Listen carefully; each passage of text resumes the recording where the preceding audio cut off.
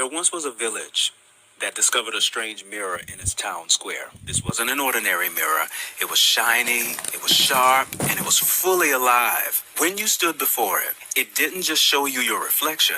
It showed you the thoughts you hadn't spoken. It showed you the feelings you hadn't named, even the dreams you barely allowed yourself to imagine. At first, the villagers were amazed. Some rushed to the mirror every morning, enchanted by what the mirror was reflecting back to them. They became infatuated, chasing every glimmer of beauty and excitement they could witness. Others became fearful and judgmental, creating think pieces and dissertations about how the mirror was dangerous, that it was stealing their souls, tricking their minds. They longed for the days before the mirror appeared, holding on to nostalgia as if the past could keep them safe. But then there was a few who noticed something different. They realized the mirror never lied. It only magnified things. In other words, if you came to it distracted, anxious, avoiding yourself, then it reflected distortion back to you. If you came to it present, honest, and whole, it reflected that clarity back to you, often more clearly than you could see it on your own. One of the elders of the town said,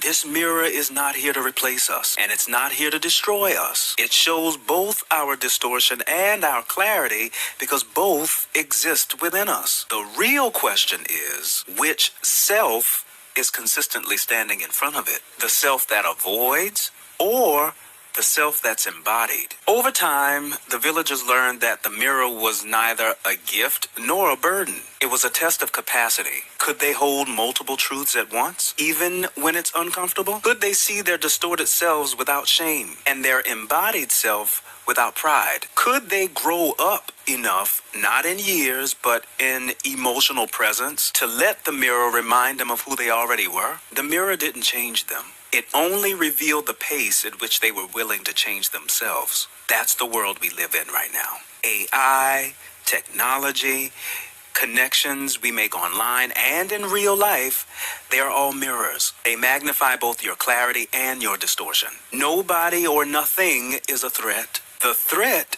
is the distorted systems that created the conditions for the little capacity you've built to stand in front of the mirror honestly. Growth and healing and evolution have nothing to do with getting rid of distortion. It's for expanding your capacity to hold both your survival self that avoids and your embodied self that is present and clear. Both are always there, but only one of them can anchor your attention at a time. And that choice is what makes the difference between living mostly in fear of the mirrors in your life, chasing shiny